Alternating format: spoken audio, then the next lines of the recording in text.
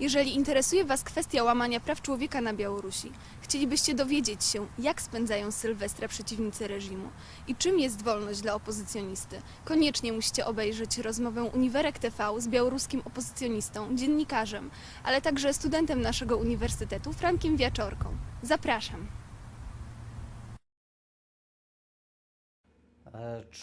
Czuję się najbardziej politykiem. Naprawdę na Białorusi nie można nazwać to, co robię, polityką, bo cały czas my walczymy za prawo robić politykę i tego prawa nam nie dają.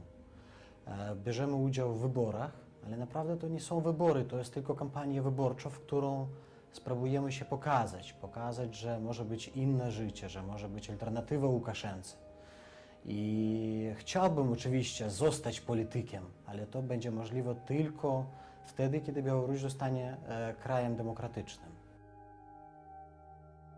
Szczerze powiem, to miałem w ogóle 3 lub 4 lata, jak zacząłem się tym zajmować, bo mój ojciec od 80 lat był bardzo mocno zaangażowany w to. Był jednym z pierwszych dysydentów, którzy wtedy walczyli za niepodległość Białorusi i trzeba powiedzieć, że wywalczyli, ale nikt nie mógł pomyśleć, że kilka lat po rozpadzie Związku Radzieckiego przyjdzie z powrotem ten sam system komunistyczny, który będzie przedstawiał Łukaszenko.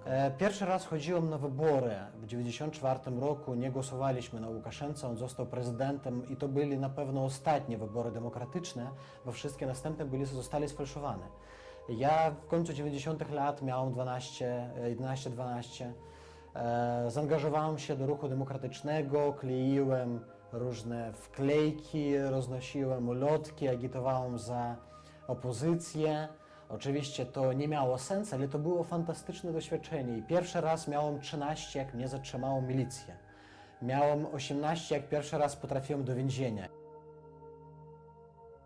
Zawsze wracam na Białoruś z poczuciem radości. Oczywiście za granicą, na przykład w Polsce jest lepiej, jest spokojniej, nikt nie przesłuchiwa twoją komórkę i możesz spokojnie, wolnie zasypiać, ale Białoruś jest moim krajem ojczystym i ja bardzo chcę ten kraj zmienić w lepszą stronę. Podróżując po świecie, ja zauważyłam, że młodzi, nowa generacja, ona nie bardzo rozumie, o co chodzi, za co walczymy.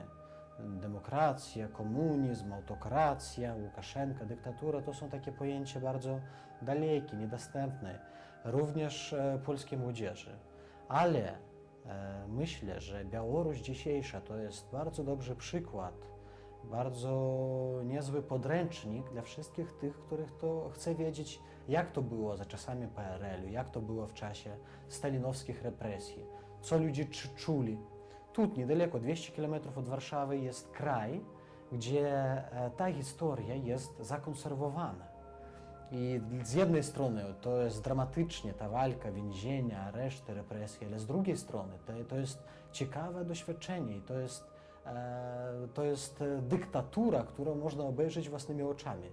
I spodziewam się, że prosta polska młodzież kiedyś to doceni i to wykorzysta.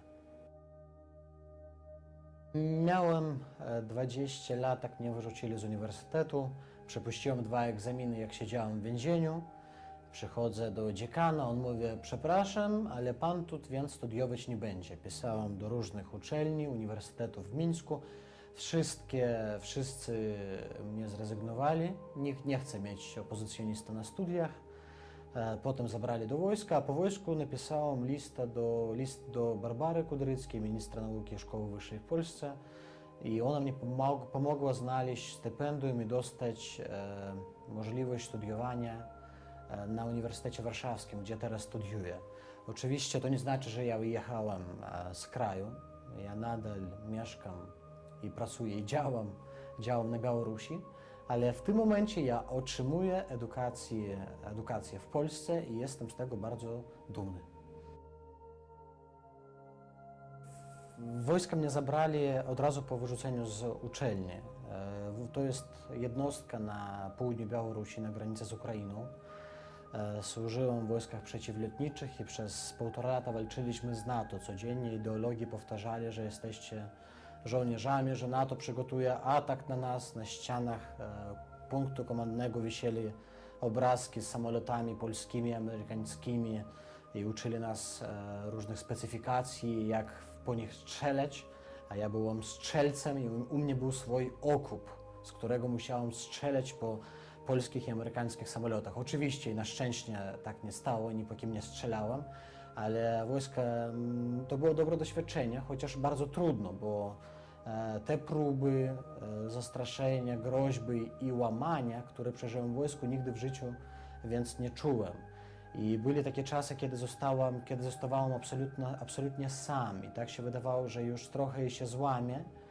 I to było przed samym Sylwestrem, ale dostałem paczkę z kartkami, dostawałem ich przez kilka dni, ponad 1200 kartek, przeważnie z różnych miast Polski, kartki z ciepłymi słowami wsparcia, solidarności i właśnie to mnie pomogło wytrzymać ten trudny czas. I w ogóle myślę, że jakakolwiek akcja solidarności z tymi, kto walczy na Białorusi, jest bardzo ważna.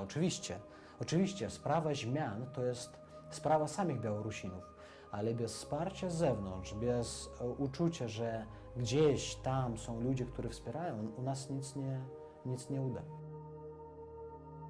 Zaczęło się wszystko 19 grudnia. Społeczeństwo zostało podzielone. Manifestanci, ludzie, którzy wyszli na plac, stłumione. Przez kilka dni się chowałem, nie nocowałem w domu, wyłączyłem wszystkie komórki. Nawet nie kontaktowałem z ojcem, żeby nie mogli mnie wyliczyć, gdzie się znajduje, moją lokalizację. Ale 29 włączyłem komórkę na 10 minut, podjechał samochód bez numerów, z ciemnymi szybami, zabrali mnie z początku do KGB, potem do więzienia.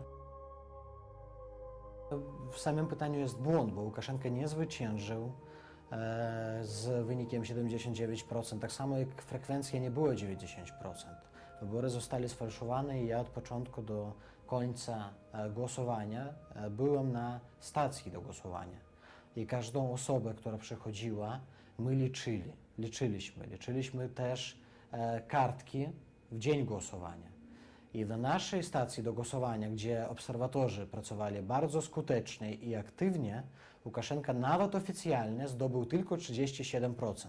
I myślę, że to była przyczyna jego brutalnej reakcji wieczorem. On prosto zobaczył, on zrozumiał, że on nie ma już takiego wsparcia, jak miał wcześniej. On nie nabrał 50%, on przegrał te wybory, przegrał ich fatalnie. I on właśnie zobaczył prawdziwe wyniki. On zobaczył tłum ludzi, którzy wyszli nie zgodzić się z tymi wynikami i dlatego tak zrezygnował. Od razu po liczeniu głosów pojechaliśmy ze stacji do głosowania na plac. Było ponad 50 000 osób. Sam byłem zaskoczony taką ilością ludzi. Zaskoczeni też milicjanci, możliwe sam Łukaszenka i sami ludzie, którzy przyszli. Wyszła milicja, było kilka tysięcy milicjantów, oni brutalnie tłumili ludzi, bili po głowach, bili pałkami, bez względu to dziewczyna, to dziecko, czy to stare ludzi. Było taki obrazek, że prosto plac pokryty śniegiem i na placu leżą ludzie bezprzytomni. Dziewczyny, gdzieś z krwianymi włosami, gdzieś z połamanymi nogami, rękami. Potem stojaliśmy i przyjechali do szpitalów. Wszystkie szpitale zapełnione. W korytarzach leżą opozycjoniści z połamanymi rękami. W sądach następnego dnia, jak przywieźli ludzi tam, ludzie mieli rozbite głowy. Siedziałem w celi z chłopcem, który miał 18 lat, potrafił na plac, na protest przypadkowo. I on nie widział, bo nie było lustra w celi. I on mnie pokazuje na swojej głowie taki ślad, taką rozciętą ranę, nieskutecznie zaszyte nitkami. To prosto najstraszniejsze było to, że sam ten chłopiec nie rozumiał, co się stało. I on mi pokazuje tą ranę, widać, że mu boli, ale on nie może nawet zobaczyć, co się dzieje. A tam jego prosto rozbili tą głowę. Przez dzień trzymali go w samochodzie bez jedzenia, bez picia. Potem przywieźli do sądu.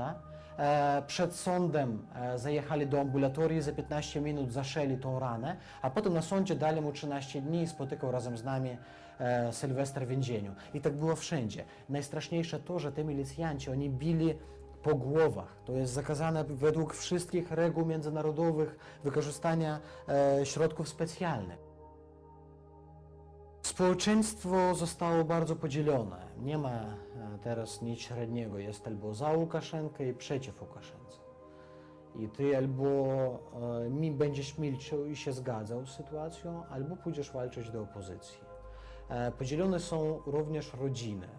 Mój przyjaciel wyszedł z więzienia i jego razem ze swoją siostrą i jego rodzice wyrzucili z domu, powiedzieli, że jesteście faszystami, zdrajcami narodu. I to nie jest odosobniony przypadek, bo z tego co mówiłeś, takie sytuacje zdarzały się częściej. Niestety powszechnie i rodziny, społeczeństwo, naród jest podzielony i propaganda państwowa ten podział tylko rozszerza. Ja nie wiem, co będzie najbliższe miesiące. Spodziewaliśmy, że tą wiosną się uda zjednać, skonsolidować wszystkie siły opozycyjne i pokazać, продемonstrować Łukaszence, że my go nie chcemy, ale teraz wygląda sytuacja tak, że opozycja naprawdę rozbita faktycznie i możliwe w tym roku nam się dowie, będziemy musieli budować wszystko od nowa.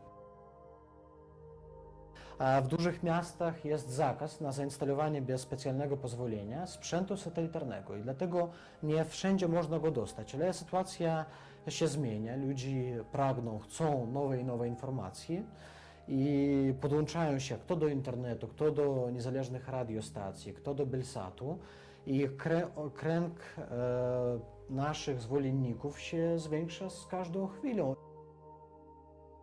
Wierzę w to, że zmiany już będą w tym roku. Ja bardzo mocno angażuję się w konsolidację polityczną całej opozycji i młodzieży.